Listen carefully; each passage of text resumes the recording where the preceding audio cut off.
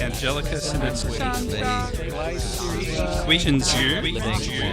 Spurbs. Hello and welcome to Spurbs Herbs episode 86. Today we're going to be talking about Gé Gēn Tāng or Kudzu Decoction. So let's find out more about that. So we'll be looking at another Chinese herbal formula. That's what we're talking about, Gé Gēn Tāng or Kudzu Decoction.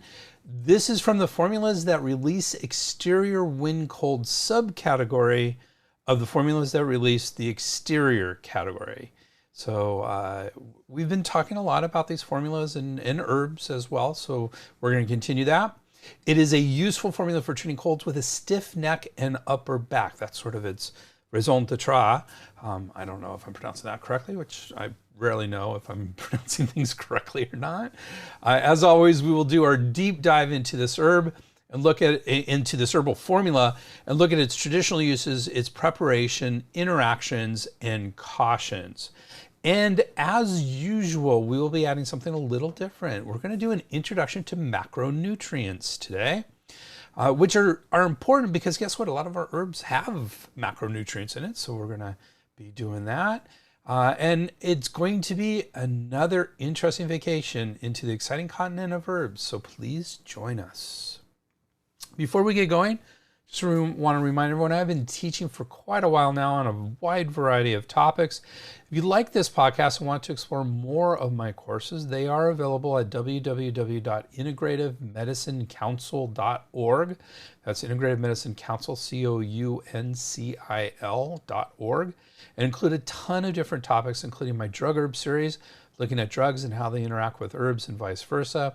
Several ethics and safety courses, which I just got to notice yesterday that if you are a California licensed acupuncturist, you now need to have 4 hours of ethics and safety every 2 years. So I have plenty of courses that fit that bill. We have Chinese medical research and several treatment of condition courses such as arthritis, neck and back pain, COVID. I'm doing COVID next week. And depression and anxiety. And one of my favorite courses, the Chinese Herbal First Aid Kit. That is a great course. And they're all at a reasonable cost to begin with, just full on. They're at a reasonable cost, but you can get an additional 20% off with the code SH20OFF. That's SH as in Spurbs Herbs and 20, the number 20 off, all lowercase. So SH20OFF. Can't beat that deal. Okay, so let's get into our little introduction to macronutrients. So as our little something different today, I thought we would look at macronutrients. Macronutrients are generally used for energy, have larger intake in the gram amounts, and generally include fats, carbohydrates, and proteins. Those are the three major macronutrients right there. Macronutrients are taken in small amounts, either in microgram to milligram amounts, so 1/1,000,000th of a gram to 1,000th of a gram amounts, and generally consist of vitamins and minerals. Minerals are further broken down into macrominerals. Intake of more than 1 milligram daily is necessary, and microminerals, intake of less than 1 milligram daily is necessary.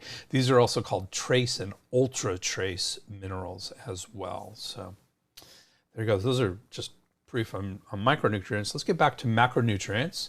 Remember, we said these are mostly about energy requirements, not entirely, but a lot of it is about energy requirements. And so we have a number called the estimated energy requirement, or EER. And this is defined as predicted average energy intake to maintain energy equilibrium.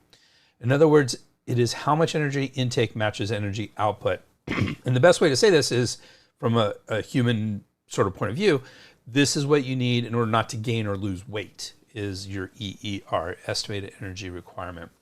This changes by gender, age, height, and weight of an individual.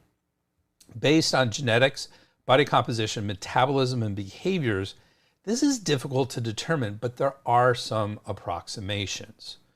Generally, it ranges from 30 kilocalories per kilogram per day for a sedentary person to 40 kilocalories per kilogram per day for a very active person.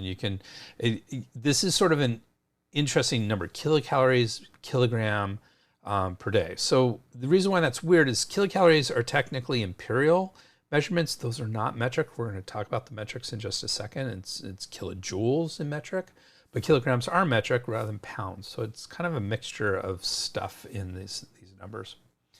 I was always taught for men, it is approximately 12 kilocalories per pound and 10 kilocalories per pound for women as a baseline, with activity levels adding to this. So, one of the things that, we have our watches now. Back in the day, I used to always wear a little pedometer, so I knew how much I was walking and stuff. And I was going to college, and I was walking a lot at that point because parking was nowhere near college, and it was a big campus. But the idea is 12 calories per pound is, kind of my baseline. And then any activity you do on top of that would add to that baseline. So generally, we think of, give or take 150-pound person. So generally, men are a bit above that, women are a bit below that, but that's sort of the average. At 150 pounds, a man would have about 1,800 kilocalories per day, and a woman would have about 1,500 kilocalories per day before any activities. So on foodstuffs in the US, in the United States, energy is usually listed as calories. And technically they are not calories, they are kilocalories or 1,000 calories, kcals. So here I'm being technical, so I've been saying kcals, but technically it's calories. Elsewhere in the world, which is almost everywhere, they use the metric system and they use joules or kilojoules. And 1 kilocalorie is equal to about 4.184 kilojoules. So that is the thing. When I was living in Australia for many years when I went to medical school, and so what I would always do is just quarter whatever the kilojoules were, and I'd get a pretty good estimate of how many calories something was. The energy of a food is determined from the heat released when burning it in a calorimeter. That's where the word calories comes from. It's burnt in a calorimeter. Basically, a calorie is the amount of energy needed to raise a gram of water 1 degree Celsius, or a kilocalorie is the amount of energy needed to raise 1 kilogram 1 degree Celsius, so 1 kilogram of water. There are 4 basic types of food that produce energy, and they are consistent with how much energy they produce. 1 gram of carbohydrate or protein produces approximately 4 kilocalories. With proteins, with amino acids, it can be a little bit above or a little bit below, but definitely averages out to about 4 kilocalories. 1 gram of fat produces 9 kilocalories, and 1 gram of alcohol produces 7 kilocalories. Alcohol is not a great energy source, just to make that clear. It is a poison to the human body, but it does give us some energy as well. This brings us to another aspect of macronutrients, and this is called the acceptable macronutrient distribution ranges, or AMDRs, and describe a range of intakes for particular macronutrients. These are associated with reduced risk of chronic disease while at the same time providing adequate amounts of essential nutrients. For adults, the acceptable macronutrient distribution range is approximately 20 to 35% from fat, 45 to 65% of calories from carbohydrates, and 10 to 35% from protein. Of course, there's been a lot of high protein, low carbohydrate diets around in the last couple decades, and that's where some of these bigger ranges come from. There's a 20% difference in 45 to 65%, so 20% difference in how many carbohydrates you should have, 10 to 35% in proteins, that's 25% difference. That's a big chunk.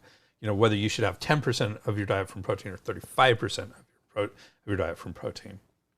So let's get into all specifically of these 3. So let's talk about dietary fats. So dietary fats strongly influence the incidence of coronary heart disease. While past health recommendations have been focused on reduced fat intake, current studies show that type of fats are more important than reduced intake. Triacylglycerol, TAG, quantitatively are the most important type of dietary fats. So triacylglycerols I'm not going to get into all the chemistry of this, but those are the most common types of dietary fats we actually have in our diet. We can get into polyunsaturated, monounsaturated, saturated fats. There's a lot more to cover in this, but this is just a brief introduction to these. But generally, when you are looking for healthy fats, you want to be looking at polyunsaturated fats, like a lot of the vegetable oils will be in that regard, and monounsaturated fats like olive oil. That's why olive oil is a very commonly considered a healthy fat. I was just reading an article too saying that full fat dairy products can also be relatively healthy.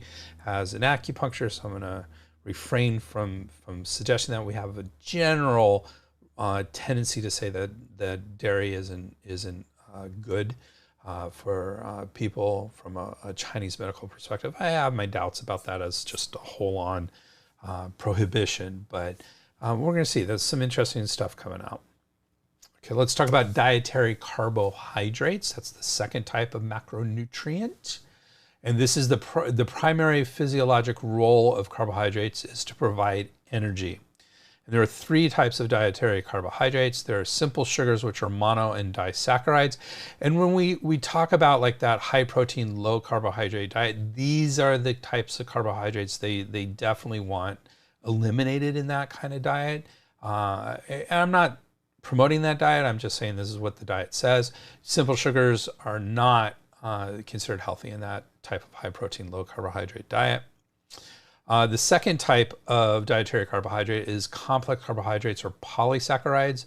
These are primarily polymers of glucose and are starch from plants, glycogen from animals, and can include fiber as well, which is the third type. We're going to talk about that in just a second. So generally these are from vegetables, rather than sugars and stuff. And generally, even with a high protein, low carbohydrate diet, they don't say avoid vegetables.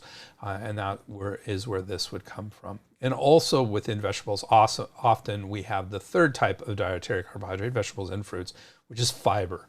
And fiber is the non-digestible parts of plant polysaccharides and lignin.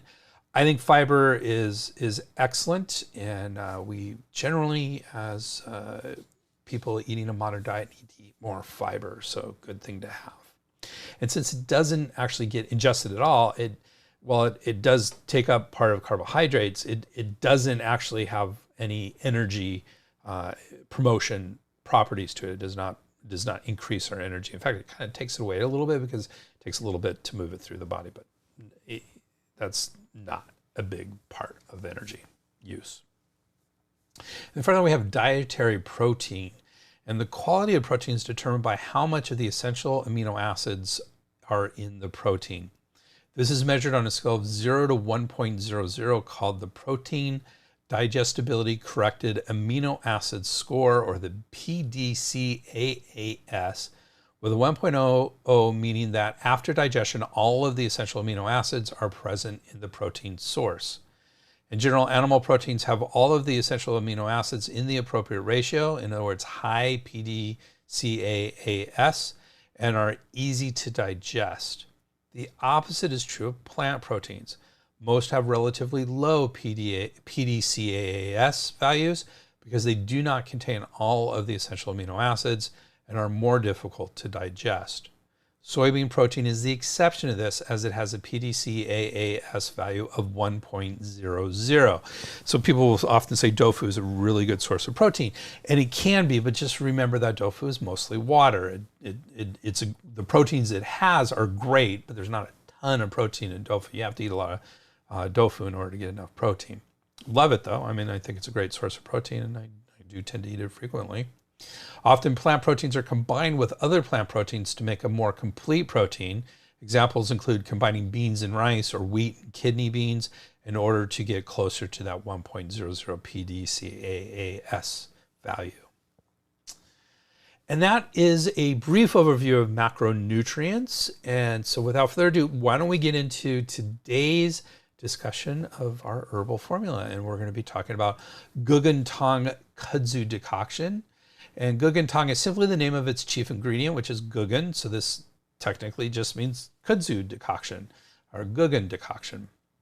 Other names include Gé Gēn Tāng, that's Koken Tang, but technically K's in, it's not the way Giles, I think it's the Yale system, are pronounced with the G sound. So it is Gé Gēn Tāng rather than Gé Gēn Tāng, but it's pretty similar.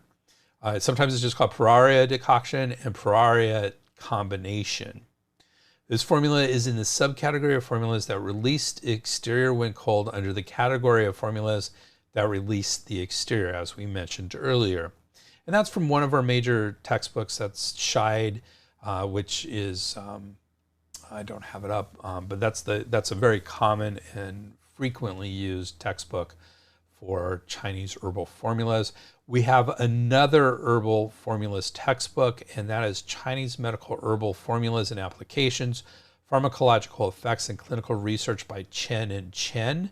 And they say it is in the acrid and warm exterior releasing formulas subcategory under the exterior releasing formulas category. They basically say the same thing. One says it releases exterior when cold. The other one says it is a warm exterior releasing formula. So it's basically one's looking at the action and the other one's looking at what the herbs are doing. So one is it's hard to explain the difference, but they're the same, different sides of the same coin. So let's talk about these formulas that release the exterior, and we've discussed this in several previous episodes. Scheid has a great overall discussion of formulas that release the exterior, and we're going to talk about that here again. So this might be a repeat if you've been listening to our Spurbs Herbs podcast on a regular basis, but it's good. It's a good repeat. So here's what they say about formulas that release the exterior. So this is the overall category. When a pathogenic influence first penetrates the body, it tends to cause a disorder of the exterior. In this context, the term exterior, biao, denotes the superficial layers of the body comprised of the skin and muscles. These are perfused by the body's protective qi, which is fierce and hot in nature, and whose task it is to warm and defend against penetration into the body by external pathogens. If a pathogenic influence lodges in this aspect of the body, it not only obstructs the normal physiological diffusion of qi and fluids there, but encourages the body to move more protective qi toward the exterior in an attempt to push out the invading pathogen. For this reason, exterior disorders are characterized by fever and chills, indicating obstruction of normal physiological warming, even as protective yang in the exterior tends towards excess.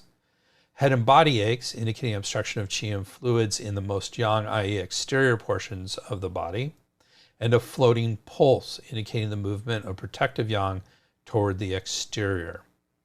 Since wind is the vehicle by which other external pathogenic influences enter the body via the exterior, it is involved in most exterior disorders, especially those involving cold and heat. Thus it is said that wind is the leader of the 100 diseases, feng wei Bai Bing Zhijiang.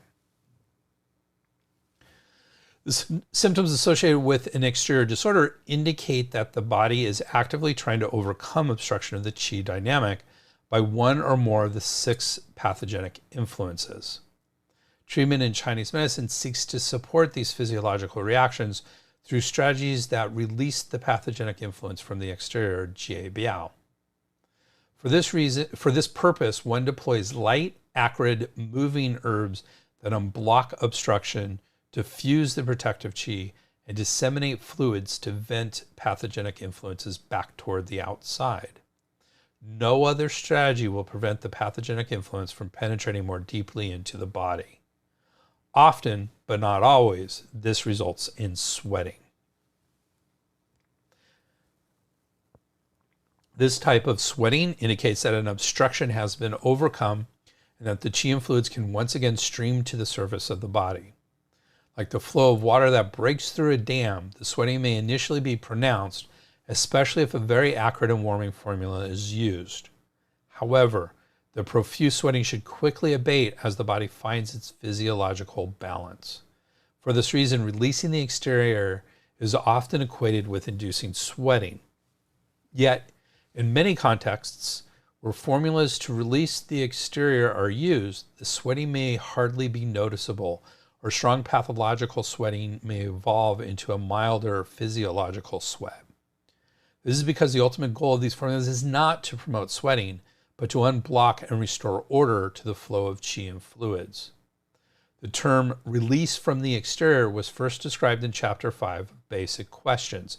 This is Basic Questions of the Huangdi Neijing, Yellow Emperor's Classic. It's the Huangdi Neijing Su Wen. So it's one of the parts of that book, which is the first existing book on Chinese medicine. And it's in this Chapter 5 says, if a person harbors a pathogen, the body becomes soaked as the movement of protective qi to the exterior transforms fluids into sweat. Hence, when the pathogen is at the level of the skin, use sweating to discharge it. The first known text to list herbal formulas that embody this strategy is the early 3rd century work Discussion of Cold Damage, or Shanghan Lung, which provides some of the most influential formulas in this category, such as ephedra decoction Ma Huang Tang, cinnamon twig decoction Gé Gēn Tāng, and their variants. Its focus on acrid warming herbs to overcome obstruction from wind, cold, and dampness dominated medical practice until the Jin Yuan dynasties of the 12th to 14th centuries.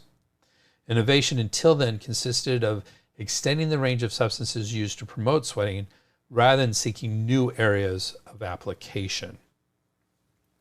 This changed in the 12th century with Liu Wansu's focus on heat pathogens, which led to the idea that heat in the exterior can occur there directly rather than being due to constraint caused by cold.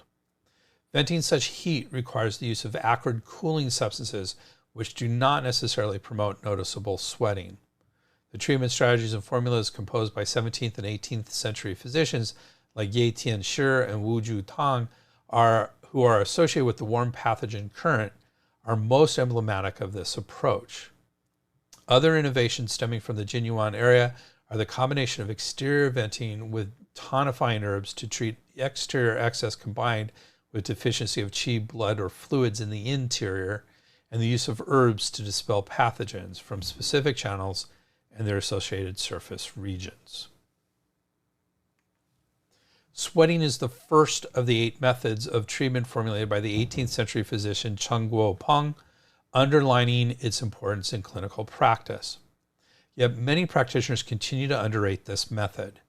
This is unfortunate because the odds of preventing the development of a serious condition are always better when intervention occurs at the early stage of an illness. It is best to treat diseases at the level of the skin and hair. The next best is to treat them at the level of the muscles and flesh. Next best is to treat them at the level of the sinews and vessels. The next best is to treat them at the level of the 6 yang organs. The next best is to treat them at the level of the 5 yin organs. When treating at the level of the 5 yin organs, half the patients die and the other half survive. And this is from that Basic Questions, the Huangdi Neijing Su Wen, Chapter 5. Successful use of the formulas discussed in this chapter will be aided by paying attention to the following principles. First, accurate diagnosis is essential. If an interior disorder develops before the exterior has been released, the practitioner must choose between releasing the exterior first or treating the exterior and interior simultaneously. The formulas in this chapter are inappropriate for treating disorders solely of the interior, expressed rashes, or edema due to deficiency. Likewise, it is important to be clear about the precise nature of the pathogenic influence to be released, as this determines the choice of formula. One must also be cognizant of the type of sweating to expect from a particular formula. So that was the first of the principles. The second, most of these formulas should be cooked briefly. They treat acute disorders and are prepared as decoctions or powders. They contain substances that are light and volatile in nature, which, if subjected to too much heat, lose their efficacy. Third, formulas taken hot after meals will provide the best results. Sweating is further encouraged by instructing the patient to bundle up after taking the medicine. As the goal of sweating is not sweating itself, but to assist the function of the protective qi, only a slight sweat over the entire body is needed to release the exterior. Excessive sweating dissipates the qi and fluids. And finally, fourth, the formula and dosage should be adjusted to the individual's constitution, local climate, and season. For example, a person who sweats easily, lives in a warm climate, and contracts an illness during the spring or summer requires only mild treatment. On the other hand, a person who does not sweat easily, lives in a cold climate, and contracts an illness in the autumn or winter requires stronger treatment. So that was formulas that release the exterior. Let's talk a bit about the subcategory formulas that release exterior when cold. Shayad et al. Continues to describe the subcategory. When cold disorders are marked by fever and chills predominant. Head and body aches, clear or white secretions, nasal discharge sputum, and a floating pulse. There are many types of wind-cold disorders, and all require the use of formulas that release pathogenic influences from the exterior by inducing sweating. By definition, all exterior cold disorders are excessive in nature. Depending on the body's defensive reaction, two major types can be differentiated in practice: cold damage, shanghan, and wind attack, shongfang. Cold damage is characterized by a strong defensive reaction to a strong pathogen. Cold blocks the circulation of protective qi and fluids in the outer layers of the body and closes up the interstices and pores, which prevents sweating. Meanwhile, internally, the constraint of protective and nutritive qi causes high fever and severe body aches. Patients displaying this pattern require a formula that strongly induces sweating. If the defensive reaction is characterized by disorder and disruption rather than complete obstruction, it is termed wind attack. In this case, although there is sweating, the condition does not improve. This is because the protective qi is unable to expel the pathogen.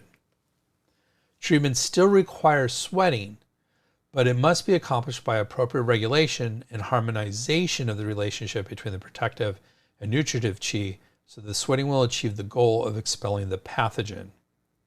The lungs focus on the skin and surface of the body and govern the dissemination and clarification of qi. Cold, externally contracted diseases often enter through the skin and disrupt the downward directing functions of the lungs with such symptoms as cough and nasal congestion. Because cold has a tendency to congeal, which can lead to headaches and body pain from constraint and stagnation of the nutritive aspect, often warm, acrid, exterior-releasing herbs are matched with those that invigorate the blood and unblock the vessels. The tendency of cold to cause contraction also affects the fluids, transforming them into dampness or phlegm. So that is an overview of these category and subcategory of herbs. Let's get into this actual herbal formula itself with talking about its Chinese medical actions. And Shayad et al. Say this formula releases the exterior and muscle layer and generates fluids. So that's pretty straightforward, not a whole bunch, that's pretty straightforward medical actions. Chen do not have specific actions for this formula, but they say it does have specific actions. They do have specific actions to this formula. And they say it releases the exterior and muscle layer and promotes generation of body fluids. So that's the actions. The indications get a little bit more in detail. So let's talk about the Chinese medical indications. And Shai gets into more depth here. Shai et al., his team. So this formula can be used for fever and chills without sweating, stiff and rigid neck and upper back. That's kind of the key symptom here. A thin white tongue coating and a floating tight pulse. This is one type of externally contracted wind cold affecting the greater yang warp. So, we have something in Chinese medicine called the 6 stages, which is a description of how cold attacks the body. And we have another one for heat attacking the body called the 4 levels. Here, instead of stage, they're using the word warp. So this is part of the 6 stages, and the greater yang is one of those stages or warps. Okay, continuing with what they're saying, the distinguishing feature is the stiff and rigid neck and upper back, the appearance of which the source text likens to a small bird that strains its neck and upper back in an attempt to fly. This is caused by wind cold, which binds the upper portions of the greater yang channel and prevents the fluids from reaching the area. Chen has its indications, and they say Gé Gēn Tāng or Kudzu Decoction treats Taiyang syndrome. So that's the same thing as what we've been talking about, greater yang, Taiyang warp or stage or syndrome, they say here. Treats Taiyang syndrome with wind-cold invasion. In comparison to the symptoms and conditions applicable to Ma Huang Tang or ephedra decoction and Gui Gēn Tāng cinnamon twig decoction, the distinguishing symptom for the use of this formula is the severe stiffness and pain in the neck and back. The severe neck stiffness and pain are caused by cold constriction and lack of body fluids, which fail to nourish the muscle layer. Other signs and symptoms of Taiyang syndrome with wind-cold invasion include fever, aversion to cold, aversion to wind, and absence of perspiration. What is the history of this formula? So both Scheid and his team and Chen both agree, all agree, the source for this formula is the first existing book on Chinese herbal formulas, the Shanghunlong, or Discussion of Cold-Induced Disorders, by Zhang Jing, written in 220 CE. So this is the first existing book on formulas. So that basically means this is old. We're also going to see that it was mentioned in the Golden Coffers, Jingui Liu Fan Lun, which is the same thing as Shanghunlong. Shanghunlong and the Jingui Yo Fan Lun were one book that later on were split into two. So, all right, let's talk about the ingredients. So the first ingredient is Puraria radix or Gé Gēn, and we're supposed to use 12 grams of this. What was interesting to me is that both texts had exactly the same dosing on everything, which rarely happens. So Puraria radix, Gé Gēn, 12 grams, and it's from the cool acrid herbs that release the exterior category. And traditionally, it discharges exterior conditions and releases the muscles, relieves heat and generates fluids, vents and discharges measles, relieves heat and generates fluids, raises the yang and stops diarrhea, and treats symptoms of hypertension. The chief herb, this is a quote from Scheid, chief herb Puraria radix Gé Gēn releases the muscle layer, especially of the upper back and neck, by drawing fluids to the affected area and releases the exterior. Our next herb is ephedra herba Ma Huang, 9 grams, and this is in the warm acrid herbs that release the exterior. Traditionally, it induces sweating and releases the exterior, disseminates and facilitates the lung qi, calms wheezing and stops coughing, promotes urination and reduces edema, warms and disperses cold pathogens. And in this formula, ephedra herba Ma Huang, one of the deputies, induces sweating. It is the most powerful herb for releasing excess cold from the exterior. So it's a very useful herb in that context. The problem we have with Ma Huang, and therefore the problem we have with this formula in general, is that you can't get Ma Huang in most developed countries. You can't get it in the US. As far as I know, you can't get it in Canada, most areas in Europe, that sort of thing. It's difficult to get, and it's illegal technically to use for patients. Do I use it? Yes, for myself. I wouldn't use it, maybe my close family, but I wouldn't use it on patients personally. I think when used properly, it's a safe herb, but you look at the literature, you understand why it was banned. There have been a lot of deaths attributed to Ma Huang and seem to be legitimately related to their deaths. But I also would say the reasons why they were using it was inappropriate, like for weight loss, and they were using, if little's good for weight loss, more is better, that sort of mentality, and they all had heart conditions. But the bottom line, it's difficult to get, and there's not really a great substitute for it. So kind of minimizes the effectiveness of this formula, unfortunately. But it's still important for us to understand it. The next herb is Cinnamomum ramulus or Guijer. We're using 6 grams, and this is also a warm acrid herb that releases the exterior. And traditionally, it releases the exterior and assists the yang, warms and unblocks the channels and collaterals, warms the yang and transforms thin mucus, assists the heart yang and unblocks the yang qi of the chest, warms the channels, vessels, and collaterals, and warms the middle and directs turbid yin downward. It's a great herb. It's cinnamon twig is what it is. The other deputy, Cinnamon ramulus Guijer, helps the chief herb release the exterior and muscle layer. One of my favorite herbs, and tasty at that. Next herb is Paeonia radix alba, or Bai Xiao, and we're using 6 grams. And this is in the category of herbs that tonify the blood. So that's a different category than what we've been talking about. Traditional features, it nourishes the blood, regulates menses, calms and curbs liver yang, preserves yin, adjusts the nutritive and protective levels, and alleviates pain. So traditionally, I mean, when you look at the formula, it actually doesn't say Bai Xiao, Paeonia radix alba. What it actually says is Paeonia radix, or Xiao Yao, is listed as the ingredient. However, Paeonia radix alba Bai Xiao is the type of Paeonia radix Xiao Yao that is generally used. That's a quote from the Scheid et al. So Xiao Yao is sort of a general term. There's red peony and white peony, and it can indicate either of them. So generally, when you see Xiao Yao, it's more of a tendency towards Bai Xiao, the white peony. And in this formula, Paeonia radix alba Bai Xiao, one of the assistants, preserves the yin by preventing the exterior releasing herbs from causing excessive sweating. Together with Cinnamomum ramulus guizhi, it regulates the protective and nutritive qi and assists in the expulsion of the pathogenic influences. Our next herb is Cingiberus rhizoma recens, or Shenjiang, and we're using 9 grams of that, and it is in the warm acrid herbs that release the exterior category. It releases the exterior and disperses cold, warms the middle burner and alleviates vomiting, warms the lungs and stops cough, and resolves toxicity.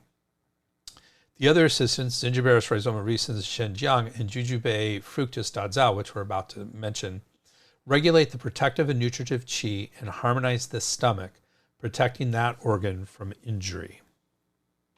And here is that Jujube fructus dazao, and we're using 12 pieces, though 4 pieces are generally used in modern times.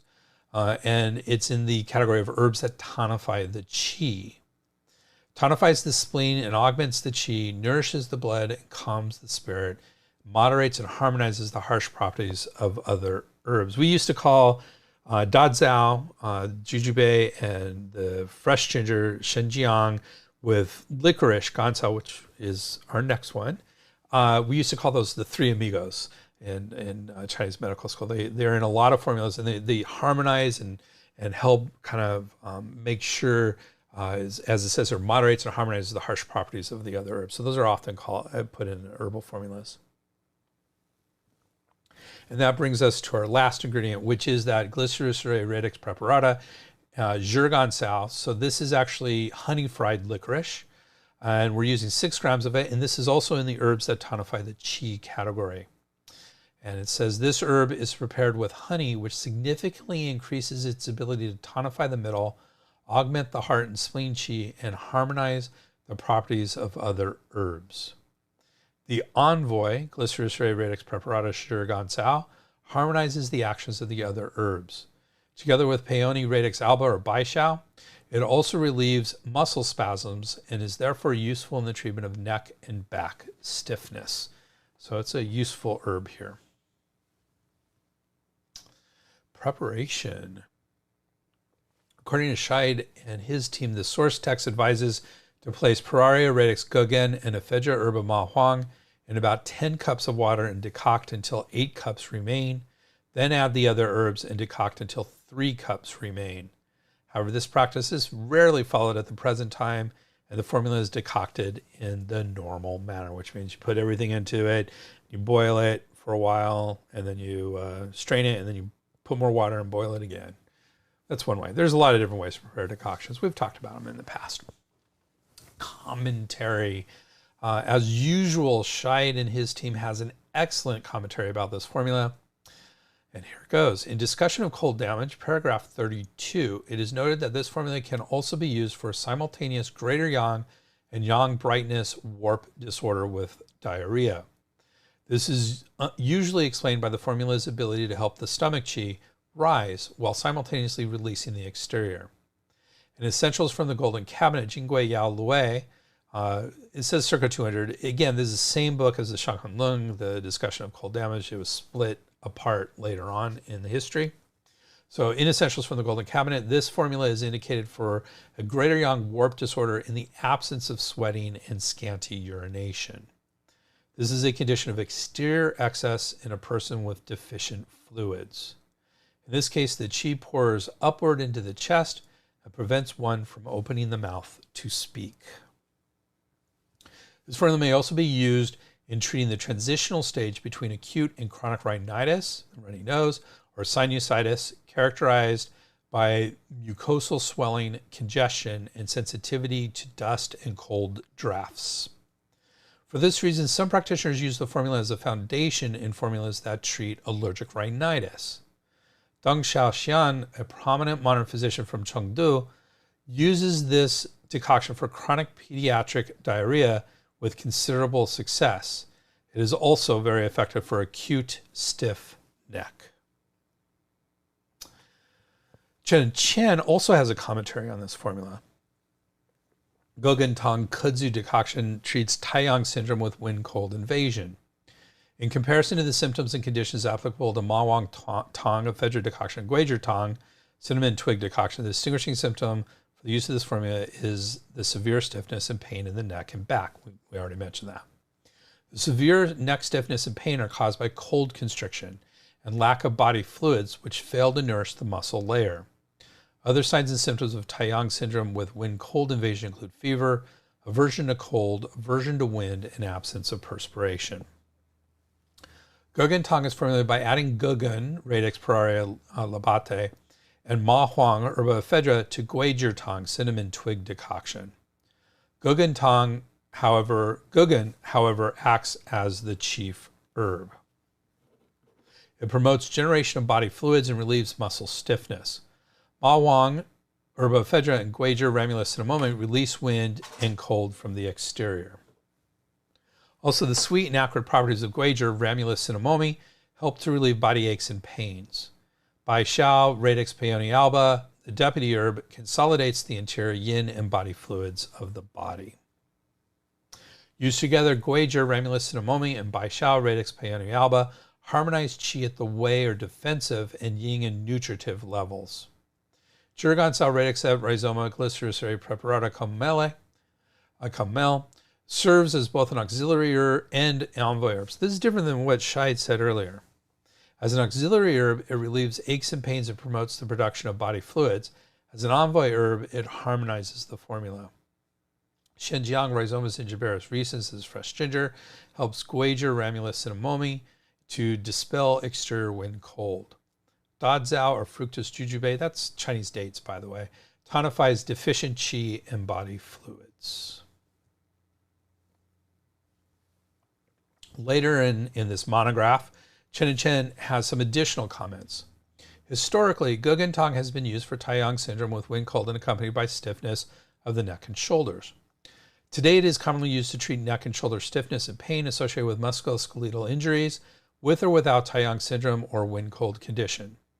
For best results, combine Gé Gēn Tāng with Xiaoyao Gancao Tang or peony and licorice decoction to treat neck and shoulder stiffness and pain.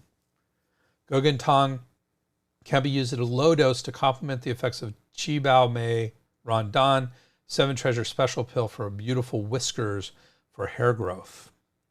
It helps guide the effects of Qi Bao Mei Rondan upward by relaxing the muscles around the neck so that the tonic herbs can reach and nourish the scalp area directly.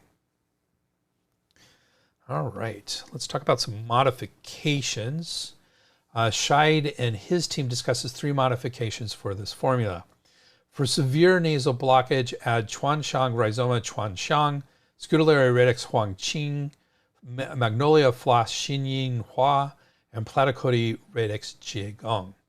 For urticaria, that is wheals or hives, add Cicada Periosticum Chantui. For severe facial pain, add Angelica pubescentis radix or Du Huo, and peach pit decoction to order the qi, Dao He Cheng Qi Tang. So that's a whole formula. Chen also has several modifications. For nausea and vomiting caused by reversed flow of stomach qi, add Ban Sha Rhizoma Pinellia and Fuling Poria.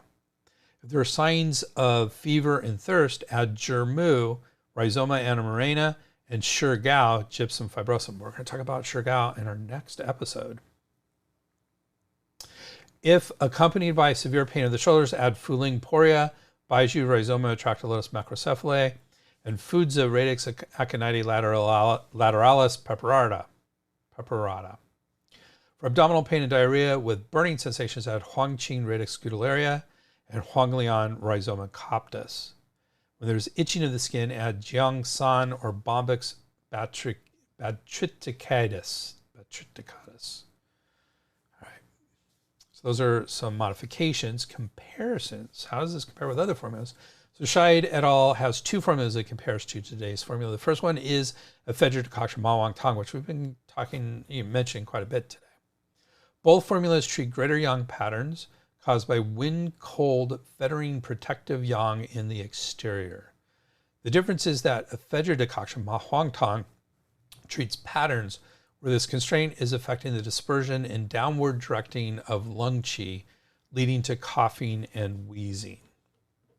Kudzu Decoction Gé Gēn Tāng, on the other hand, treats patterns where the constraint is affecting the dispersion of qi and blood in the yang, brightness channel, manifesting a stiff and rigid neck or other yang brightness channel symptoms.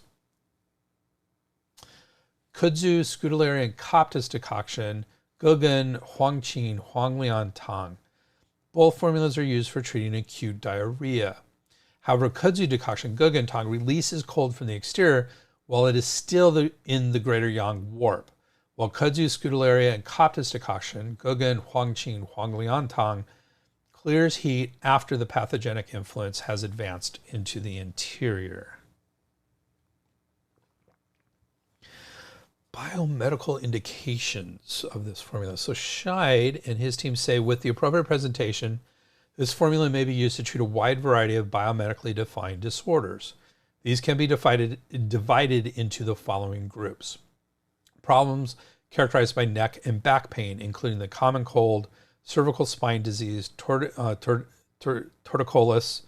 periarthritis of the shoulder, lumbar disc disease, and lumbar strain. Problems affecting the head, including trigeminal neuralgia, cerebral vascular insufficiency, hypertension, cerebrovascular disease, otitis media, so that's an ear infection, gingivitis, sinusitis, allergic rhinitis, tonsillitis, and iritis, that's inflammation of the iris of the eye.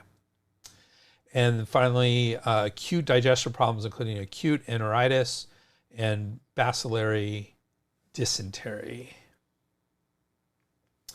Chen say this formula has many pharmacological effects, including being antibacterial, antiviral, antipyretic, which means it reduces fever, anti-inflammatory, immunostimulant, so it helps the immune system, hepatoprotective, it protects the liver, and helping the cardiovascular system, including being positively chronotropic and inotropic.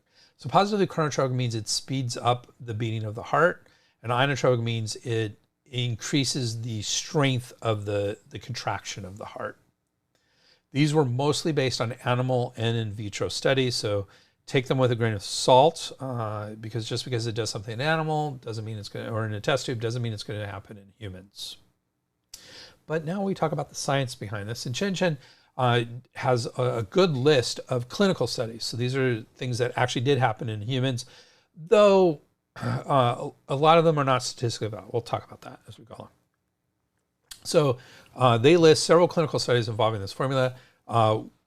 So they treating fever in 110 children. All of these are positive studies. Treating fever in 110 children. One study without a number of subjects helped upper respiratory tract infections, or URTIs.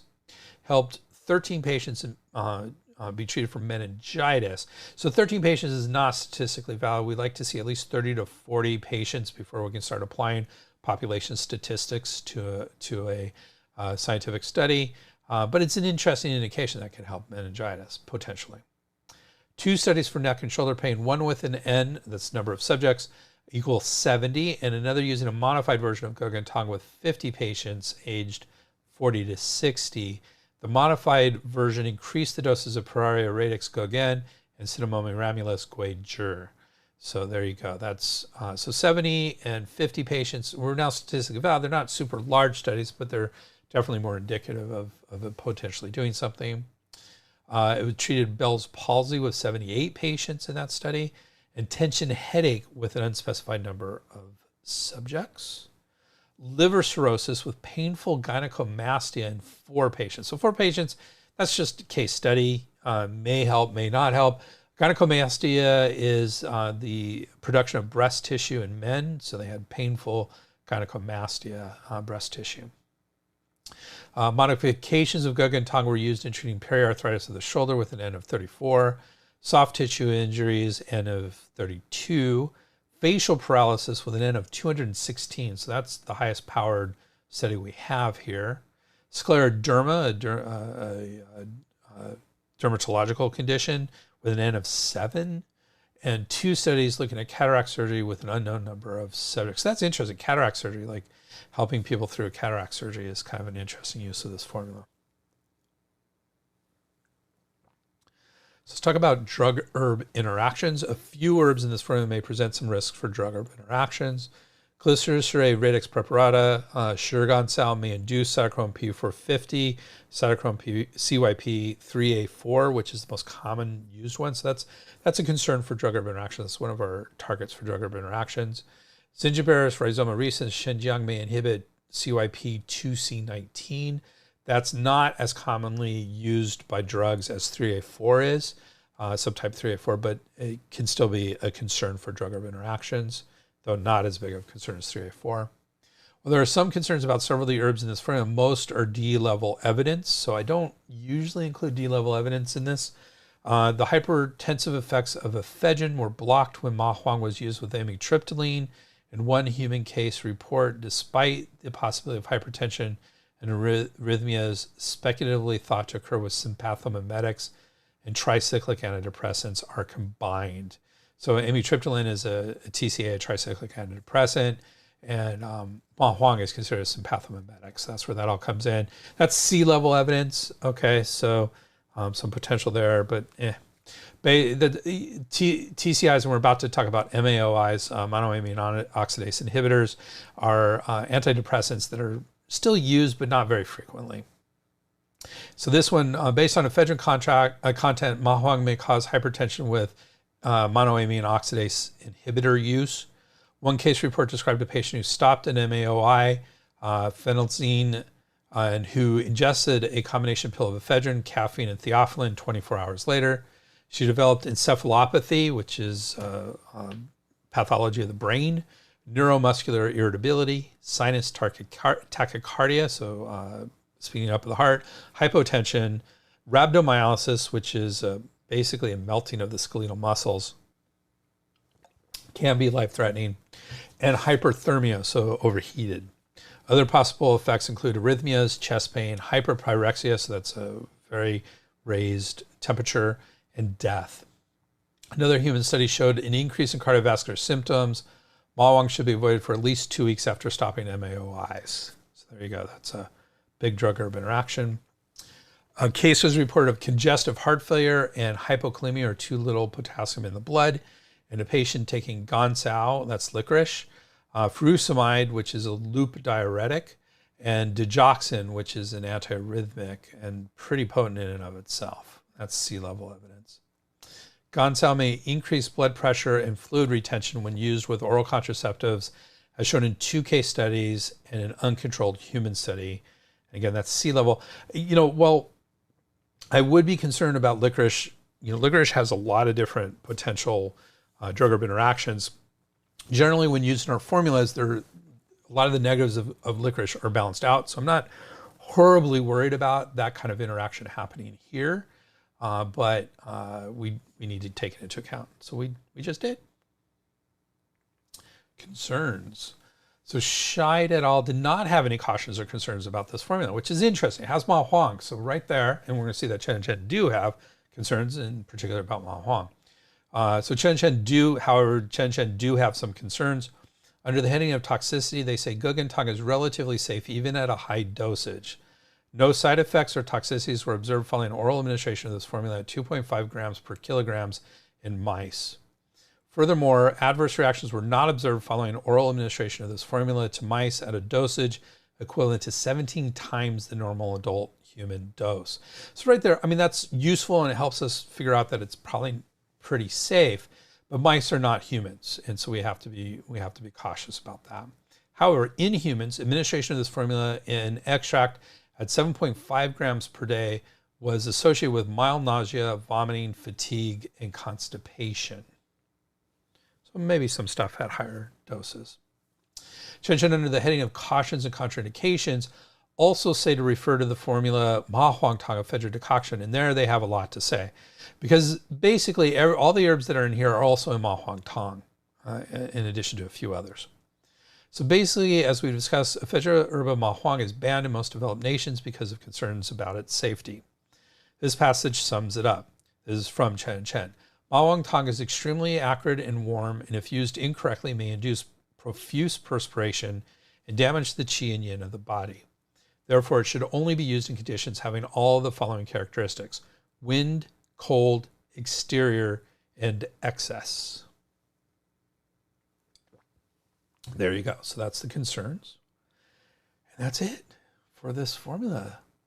So that was today's formula, Gé Gēn Tāng or Kudzu Decoction, a useful formula for treating colds or external attacks with a stiff and rigid neck and upper back. And I got to say, one of my things is every once in a while I'll wake up and my neck's out. And so, and I go to the chiropractor and he can't quite get it. This might be the formula for me to take when I have that happen. It doesn't happen often. It usually happens every few years under conditions of extreme stress. It's been a long time since I've had that level of stress. But if it happens again, I'm going to consider taking this formula for that. We started by introducing macronutrients and their role in our health. And then we got into the formula, including its ingredients, commentary, science, our concerns and cautions, as well as its potential drug interactions. All in all, another exploration of a fascinating and useful Chinese formula. In 2 weeks, we are going to be looking at another single Chinese herb, Shi Gao, Gypsum fibrosum, or just gypsum. This herb is in the Chinese medical subcategory of herbs that drain fire and is among the coldest herbs in the pharmacopoeia. It is useful both internally to cool various heat conditions as well as topically in many dermatological conditions. As usual, we will explore all the intricacies of this herb as well as an explanation of its category. And as always, we will look at something a little different. Join us in 2 weeks for another interesting episode. Thank you very much for joining us today. If you like this podcast, please do us a huge favor. Subscribe to our podcast in your favorite podcast app. We really appreciate it, and thank you in advance for even considering it. And remember, you can get CU's Continuing Education Units and National Certification Commission of Acupuncture and Oriental Medicine professional development activities at www.integrativemedicinecouncil.org. That's Integrative Medicine Council, COUNCIL.org. And don't forget that 20% off with the code SH20OFF. Spurbs SH20 off. You can always get in touch with me at drgreg@spurbsherbs.com or at our website, www.spurbsherbs.com. And as usual, we have our bibliography. Thank you very much. Spurbs Herbs. The proceeding was presented by Dr. Greg Sperber. We would like to thank Janelle for all her support and everybody else who contributed to this program. Janelle. Timothy Nick Dobbins. Rogers. Campbell.